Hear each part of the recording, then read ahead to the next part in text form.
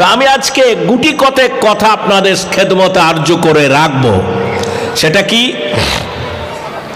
দিন যত যাবে, কাবা শরীফের ইমাম কোনোদিন শুনেছেন যে কোনো গীতার বিরুদ্ধে বলেছে গীতা আগুন দিয়ে পুড়িয়ে দাও?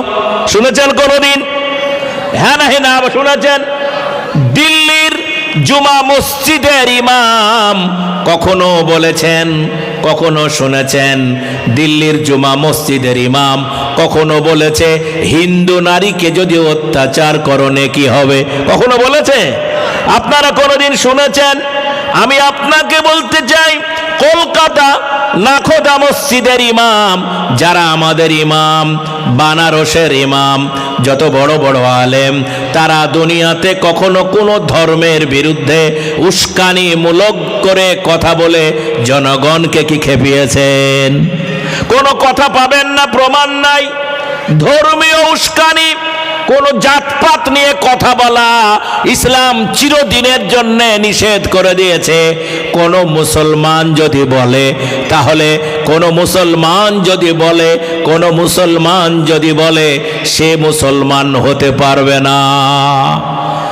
এই তো হুগলির পৈনারে কত কোটি লোকের তাবলিগ নামে, জামাতের নামে একত্রিত মানুষ হলো। মতভেদ থাকতে পারে, মত পার্থক্য থাকতে পারে, লক্ষ লক্ষ মানুষ রাস্তায় যেতে গিয়ে কি কোনো মন্দির ভেঙেছে এরকমের গল্প আছে? মন্দিরের সামনে চিৎকার করেছে কোনো গল্প আছে? তাহলে আমরা কি বলতে চাই? ইসলাম আমাকে যা শোনালো এর প্রতিফলন আজও মুসলমানদের দেখতে পাওয়া যায়। চরম বেদনা, চরম হতাশা, চরম কষ্ট নিয়ে আজও একবিংশ শতাব্দীতে পশ্চিম বাংলার একজন বিধায়ক, নাম তার সবাই জানেন, নাম বলে আমি মুখটা নষ্ট করতে চাই না, যিনি ওপার বাংলা থেকে এসে তিনি বলেন কোরআন শরীফটা বদরের যুদ্ধের সময় পুড়িয়ে দেওয়া হয়েছে, আর এখনকার যে কোরআন সেটা 27 জন শয়তান মিলে তৈরি করেছে। এ কথার সাথে কি আপনারা একমত? একটু কথা বলেন, আরো জোরে বলেন। এটা কোনো সাধারণ মানুষ না, একজন রাইটার্স বিল্লি, একটা বিধানসভার সদস্য। তিনি কেমনে বলেন জানি না, আমার জানা নাই। তিনি কেমনে বলেন আমার জানা নাই, কেন বলেন তাও জানা নাই। শুধু আমি এইটুকু জানি, আমার কোরআনের বিরুদ্ধে আবু জেহেল কথা বলে মুসলমানদের ক্ষতি করতে পারেনি। আমার এইটুকু ভরসা। কেন একবিংশ শতাব্দীর সুন্দর লগ্নে, আমি নাম বলবো না, আপনাদের উত্তরবঙ্গের একজন উচ্চ শিক্ষিত মানুষ, যিনি মালদা জেলা বাড়ির কাছে গৌড়বঙ্গ বিশ্ববিদ্যালয়ের যিনি অধ্যাপক, নাম জানতে চাইবেন না, বুঝতে পারছেন তো? শুনছেন? ও যুবকরা, একটু আসলে কি তোমাদের ক্ষতি হয়ে যেত? ওখানে দাঁড়াও না বাবু, আমার ভালো লাগে না। ভালো করে বুঝবেন, একজন বড় মাপির প্রফেসর, আমি তার শ্রদ্ধা করি। তিনি বলেন মুসলমানরা 4টা করে বিয়ে করে আর তারা অনেক ছেলে পয়দা করে, এগুলো উগ্র জঙ্গিবাদ তৈরি হয়। আমি বলতে চাই, আমার বিনীত আবেদন, আপনি বলেন, এই যে আপনাদের মোবারক সাহেবকে যদি আমি জিজ্ঞেস করি, ইনি খাঁটি মৌলানা, ইনি একজন মৌলবাদী লোক, আমি যদি ইনারে জিজ্ঞেস করি, দাদা ভাই আপনার বউ কটা? জবাব দেন, আপনার বউ কটা? ভালো করে শুনেন, এই মঞ্চে যারা আলেম ওলামা বসে আছে, শুনতে পাচ্ছেন না পারেন নাই? আলেম ওলামা বসে আছে, জিজ্ঞাস করেন কার? রাতুল মাদ্রাসার হেড মৌলানা বসে আছে, আমি গেছিলাম। আপনার কটা বউ? একটাই। ভাইজান আপনার বউ কটা? আপনারা হাত তুলে যদি 4 বউ কাউরি একসাথে থাকে, একটু রেকর্ডিং হচ্ছে, দয়া করে বলেন 1 লক্ষ টাকা আমি তারে পুরস্কার দিব। আছে কাউরি? 4টা বউ এখন কাউরে আছে?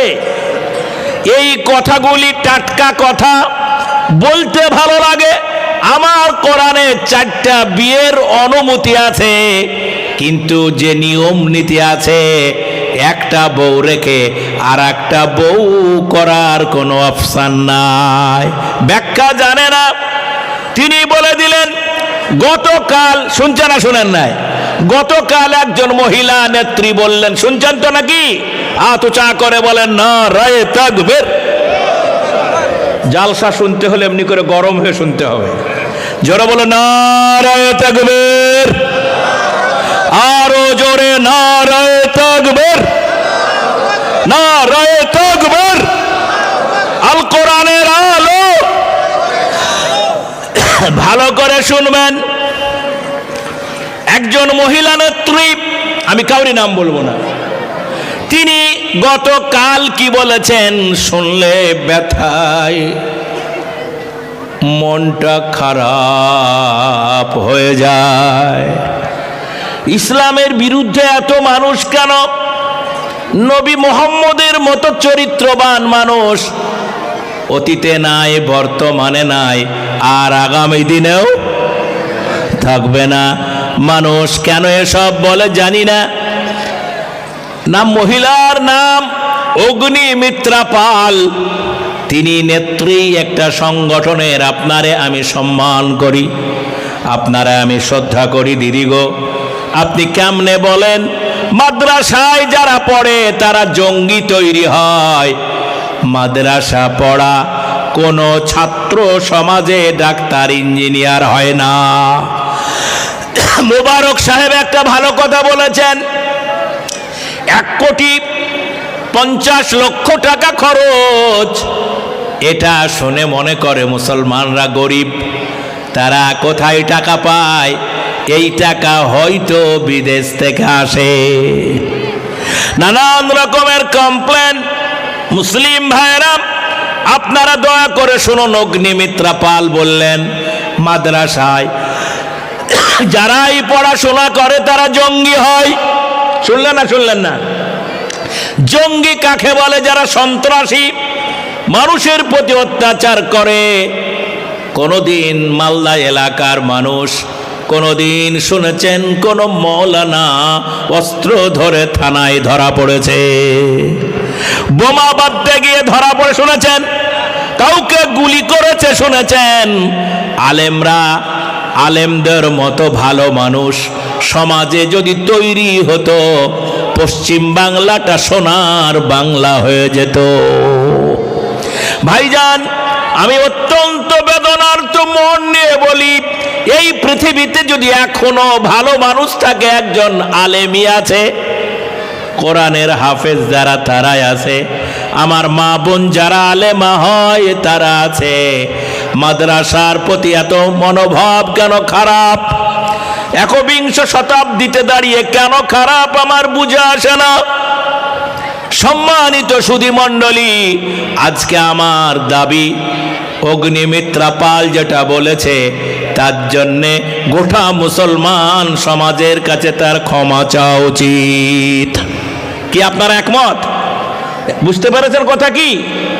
ফলে রাজনীতি করতে গিয়ে ইসলামকে বেছে নেওয়া, রাজনীতি করতে গিয়ে মাদ্রাসাকে কেন বাছরে বন্ধু জানি না, শুধু এইটুকু বলি, ইউরিদুনা লিইউতফিউ নূরাল্লাহি বিআফওয়াহিহিম ওয়াল্লাহু মুতিম্মু নূরিহি ওয়ালাউ কারিহাল কাফিরুন।